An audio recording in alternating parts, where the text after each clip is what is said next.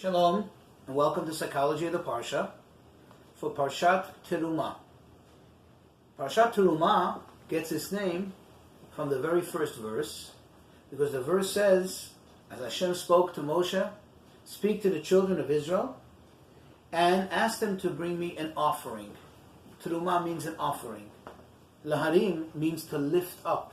They would actually lift up from what's theirs and lift it up for a higher purpose to God. And then it continues describing the type of offerings that are needed, based on the individual's heart, as it says, as their heart desires. Gold, silver, copper, blue, crimson wool, different types of materials, the wood that was necessary, even the special oil that they needed, the incense, the spices, and so on. And all this was for what? For the purpose of constructing the Mishkan, the tabernacle, the temple. In its first edition, if I may, it was a tabernacle. Later in Jerusalem, it became the Holy Temple, a permanent structure. The rest of the Parsha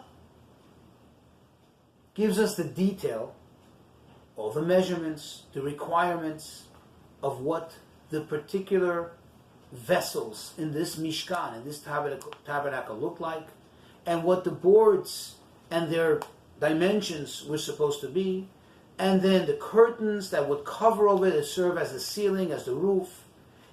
In short, the entire Parsha speaks about the construction of this Mishkan, of this tabernacle.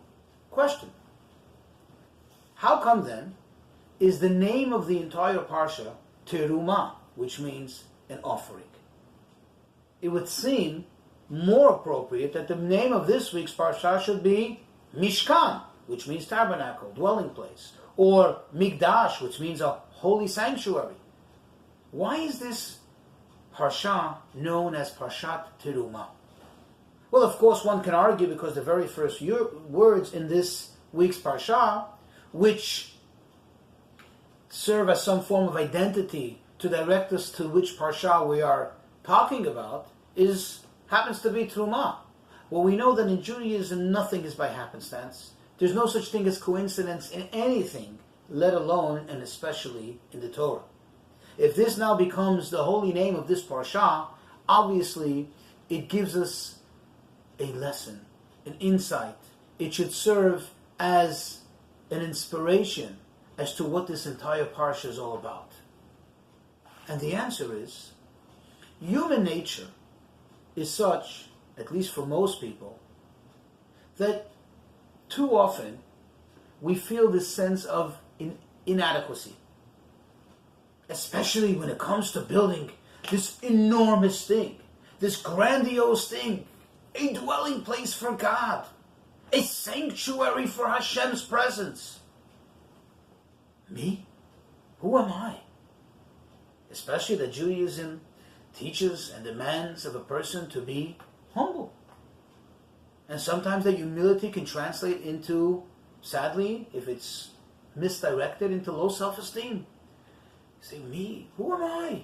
How can I contribute to this big house of God? So what if I give the little gold that I have? The little gold that I have, that's not going to build a whole sanctuary. That's not going to make the entirety of the Ark of the Covenant, which is a solid chunks of gold are necessary for that. So what am I going to contribute? Maybe not bother at all, because anyway, my contribution, no matter how big it will be for me, is so insignificant if you really look at the whole picture, at the big picture. Thus comes the name of the Parsha and tells us, Terumah. God is not looking for the big picture. God is not looking for the entirety of the thing to happen. He's not looking for that 1 millionaire, that 1 billionaire to write that big fat check and sign it off and say, hey, just build it and it's on me and I take care of all the expenses. No. God wants each and every person, each and every individual's contribution.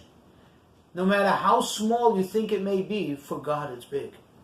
And that's why the first commandment in this week's Parsha even before giving us the dimensions and the description of what the Mishkan, what the tabernacle should look like, the first order of business is tell all the children of Israel that each person give in accordance with the goodness of his heart. Which also, of course, means in accordance and in proportion to what they can afford, what they feel like they can give.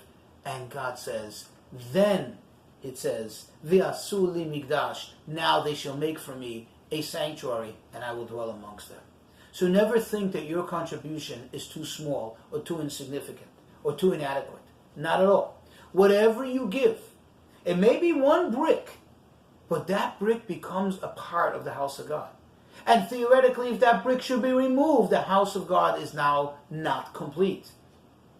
And this really is what the message is all about. Each and every one of us not only builds that big sanctuary, but is a sanctuary in our own right. Contribute from your sanctuary to the big sanctuary. And God should give that you should always be able to do so out of abundance, happiness, and with joy. Shabbat Shalom.